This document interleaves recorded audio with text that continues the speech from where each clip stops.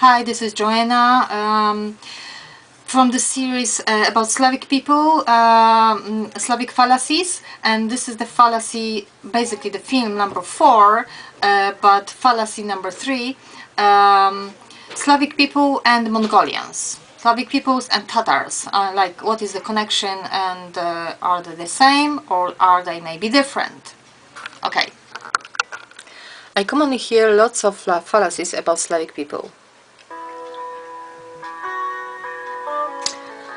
Fallacy 1. Slavs are mixed with Mongols. Mongolians had mostly C haplogroup and quite a bit of haplogroup O. Tatars also had quite a bit of haplogroup C and O.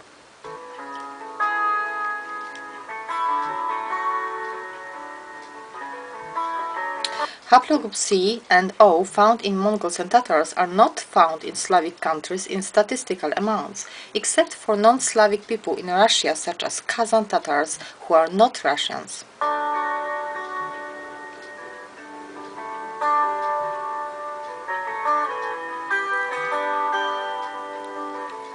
Tat-C is the main haplogroup in Finland, Lithuania, Estonia and Latvia, as well as many Finnic people. It is found in Slavs in low amounts from mixing with Finnic and Baltic people in small amounts.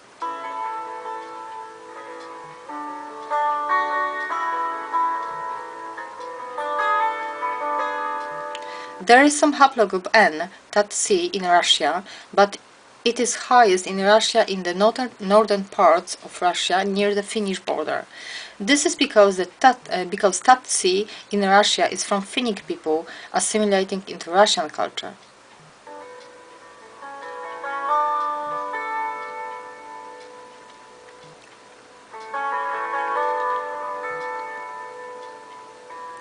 By the latest research, Tat-C is thought to have started in Europe, likely around the Baltic or Finnish region. The Tat-C found in some parts of Central Asia were once white who later mixed with Mongoloid people. Windy day, dusty canyon.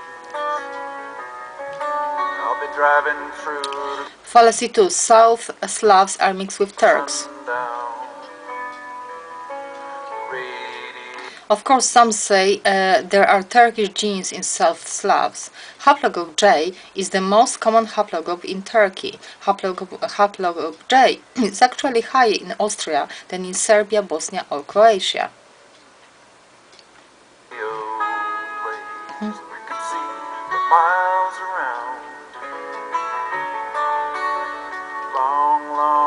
So if there are more haplogroups in Austria related to Turks than in Serbia, Croatia and Bosnia, then how exactly are South Slavs mixed with Turks? South Slavs are not mixed with Turks. This is the answer.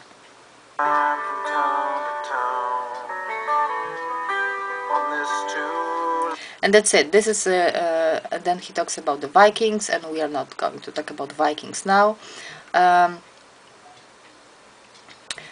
Here in this article is in Polish, but it says that even, I know it's hard, because some people from the West, they think that, in the Central Europe here, or East Europe, all the people are just Mongoloid and barbarians. Just come here and see for yourself. And even, there were some genetic findings, and they say here in this article, but it's in Polish and I couldn't find it in English. There is this man from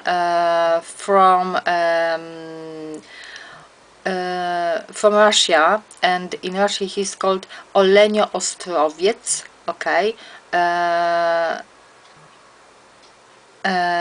So this was the man from the island in Russia, and he was called Olenioostrowiec. I will just put the name on the film for you, but they were surprised. The researcher, the scientists were surprised that he didn't, he didn't have any Mongoloid traits, okay? he was, in fact, he was mostly related with Polish people, alright? He was from R1A1.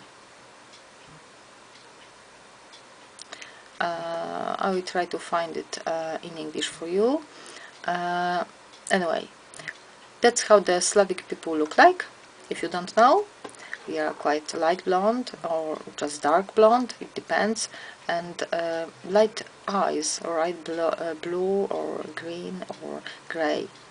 And that's how Mongoloid people look like, alright? They are not even Indo-European. Here is the answer. Somebody, okay, here is, I will put you the link on Quora, and Maciek Iwaniuk from Poland, answering the question. And the question is, are Slavic people part Turkic or Mongol? And Maciek Iwaniuk answers quite rightly, which Slavs? Those who live near Turkey, the Bulgars, for example, maybe they are partially Turkic, but in general, no. Genetics says there are various theories, okay? Basically,